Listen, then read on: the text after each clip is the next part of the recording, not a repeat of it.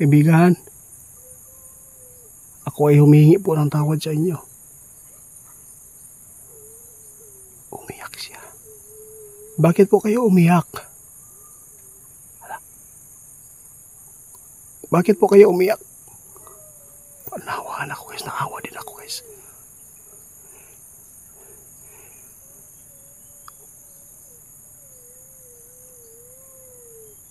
Tama na po, wala na po akong magagawa dito kasi po inunahan po ninyo si kaibigan ninyo. Bakit po ninyo tinira si ninyo?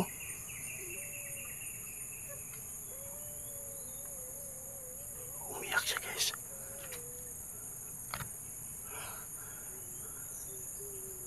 Oh, kita nyo guys oh. Yung ano, hindi natin papansinin yung umiyak dito, baka po patibong ninyan. Guys, magandang araw po sa inyong lahat. Nakausap po natin si kaibigan ninyo. Napuntahan po natin yung baliti at ipapakita po niya sa inyo kung gaano po kalakas ang kanilang angkan. Tumulong po yung hari, nasugurin po yung kanto dito. Dito po niyo makikita ngayon sa video ito guys na legit po ito kasi po yung punong baliti ay pinapatay po ng mga duwende. Pinatay po nila yung puno. Ipapakita ko sa inyo kasi po sinabi ni kaibigan ninyo, kung gusto po niyo makita yung kapangyarihan na ginawa ng mga duwende, puntahan mo itiit yung baliti para maniwala ka kung anong ginawa namin na ganti puloon sa engkanto. Yung engkanto dito guys, unti-unti lang umaalis na dito dahil po sa kagagawan po nila duwende ninyo. Kaya tara na, hindi tayo magtatagal, mag-isa lang po tayo dito sa area. Papakita ko na ako sa inyo guys na isang baliti inatake ng duwende, patay yung puno. Kaya tara na guys, ito na po yung update po sa inyo tungkol po ito sa baliti. Nakausap ko si kaibigan ninyo kagabi. Sabi po niya, kung gusto nyo maniwala kung gaano ako kalakas, kung gaano kalakas po yung angkan namin ng mga duwende, puntahan mo doon itit doon sa baliti kung saan tayo napahamak. Ito na guys, ito na po yung update guys. Yung baliti dito, parang ang mga dahon ay yellow yung kulay na, at saka mamamatay na po ito. Subukan lang po natin ito balikan guys, kasi sabi ni kaibigan ninyo, subukan nyo balikan. Kung mayroon pa bang magpaparamdam, kung mayroon man magpaparamdam ay wala na pong kalakasan.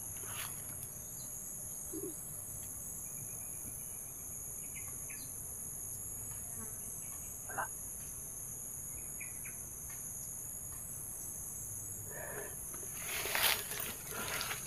Guys, panoorin nyo guys, pakinggan ninyo din.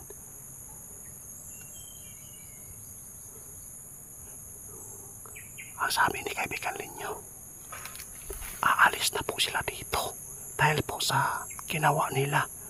Tumulong po yung hari ng duwende na mapatay po yung punong baliti. At ito na. Pero meron tayo narinig doon sa mga puno guys. Meron tayo narinig sa puno. Parang may unti-unti silang naglabasan. Ayun, ayun guys, nakaitim guys. Nandito kayo.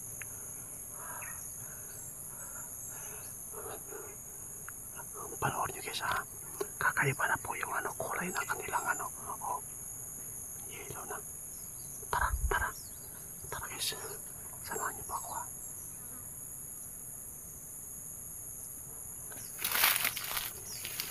Doon na lang ako mag-video guys ha, para maganda yung kuha, para may pakita ko sa inyo ng totoo kung anong nangyari sa baliti, kung bakit po nila pinatay yung baliti dito.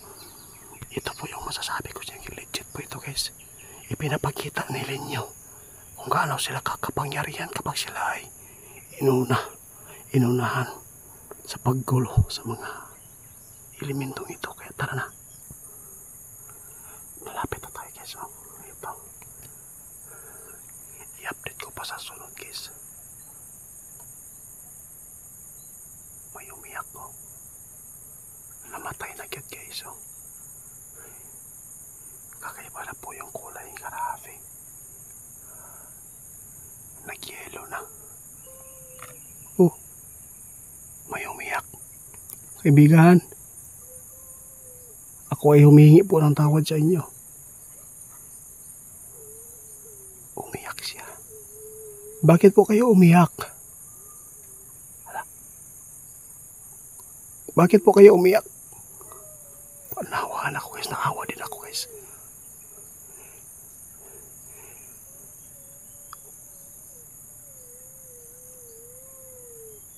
Tama na po, wala na po akong magagawa dito kasi po inunahan po ninyo si kaibigan ninyo. Bakit po ninyo tinira si ninyo?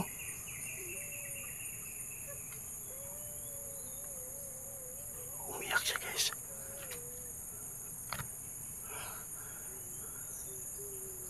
Oh, kita nyo guys oh.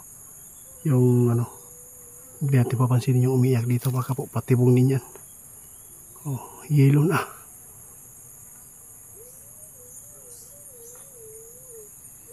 Unti-unti na namamatay po guys yung dahon. Naging yelo na yung dahon oh. Kawawa. May umiyak pa dito na engkanto guys oh. Wala tayong mahimo kasi pinapatutuhanan na ni kaibigan niya kung gaano sila kalakas. Baliti, pinatay nila guys oh. Yung nakatira po, ayun guys, may nakakip ako guys oh. Yun. Tingnan natin ha. Ayan guys oh. Ayun. May pumatong dyan oh. O kanina pa lang yan.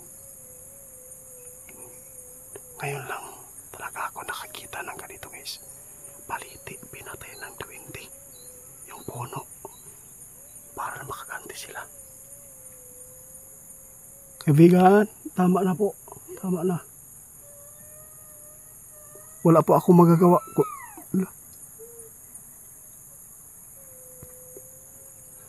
Para makabata guys.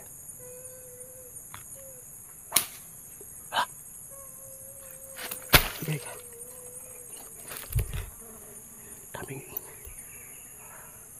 Wala mo kayo mahimo kaibigan. Nabangga po niyo siya kaibigan ninyo. Galit na galit siya guys oh. Layas na lang mo dire.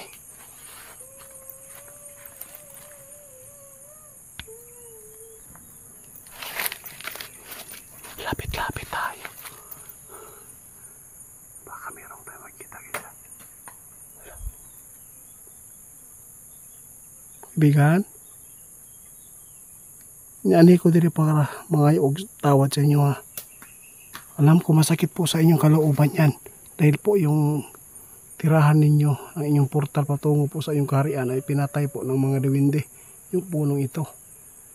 Guys, ngayon yung makikita yung totoong pangyayari guys. Baliti, pinatay po ng kaibigan po nating duwende. Oh, yun. Yelo na, may nagpaparamdam dito guys.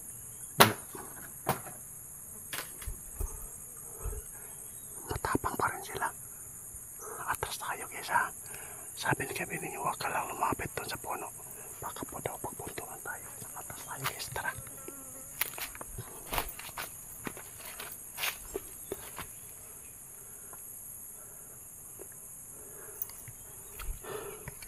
Guys, first time ko talaga. Oh, may naparamdam guys. First time ko talaga na makita po yung puno. Napatay po ng mga duwende. Pati hari tumulong para mapatay po. Mapaalis po talaga yung mga engkanto. Pero subukan ko lang si kaibigan ninyo guys. Subukan ko si kaibigan ninyo guys kung kaya nilang ibalik yung puno na di na lang patayin. Baka po magbago pa yung mga engkanto. Oh.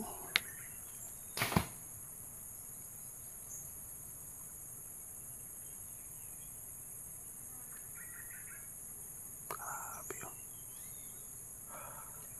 Nakakahawa po talaga guys.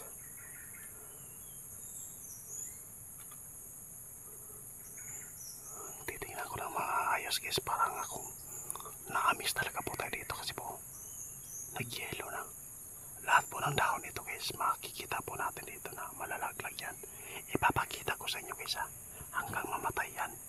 Kaya wala tayong magawa kung ito po yung ganti po ng kagailang pag-atake kay kaibigan ninyo.